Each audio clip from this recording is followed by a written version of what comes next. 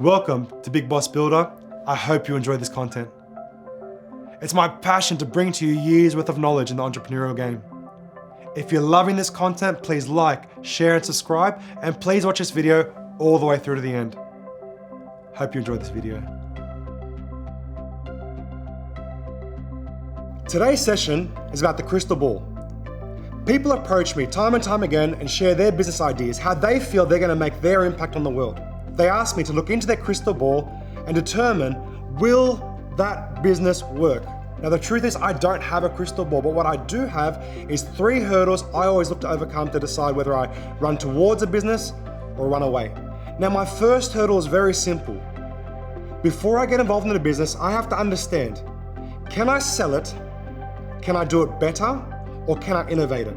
The reality is I will never get involved in a business which competes against thousands of other businesses doing exactly the same thing. They've got more experience and probably way more budget than me. If I can clear that hurdle, then it goes to the next stage of checklists. The first point I always like to understand is, can I do it within the budget I have? The amount of times people have come to me and said, oh, I've got this $1 billion idea, but it needs $200 million to get started, is ridiculous. The reality is no one is going to give you $200 million to see if it's going to work. You have to make the best with what you have to make it start.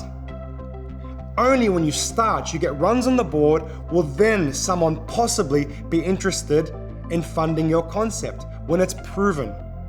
Part 2 is, can I monetize it? People have these revolutionary ideas of how to change the game, right?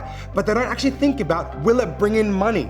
You need to make money in order to grow it and actually make as much impact as possible. In business, if the idea is great, it has to translate into making cash, otherwise you're not in business at all. The next stage you have to really understand in great detail is it solving a problem? And also more importantly, is it solving a problem that people can afford to pay to fix? If you're not solving a problem that people can afford to fix, then it's not going to sustain. Lastly, you have to know whether you can sell it yourself. If you can't make it start and get the momentum it needs to start, then you're not going to bring someone else to magically fix it. A large part of business is hustle. You've got the idea, you've got the passion, no one is going to move it as well as you are. So if you can't push it yourself to take it to that next level, then don't get involved. Should I clear those hurdles? It's now time to get a different, fresh set of eyes. The reality is, guys, we can get very emotional about business. We feel that it's going to work, but we get blinded by the actual opportunities that exist out there, and we get blinded as to the hazards that exist out there. I pay for a set of eyes, whether they be a mentor, whether they be an industry expert. I promise you, whatever you spend on these people is going to be cheaper than paying for a business that's running into the ground.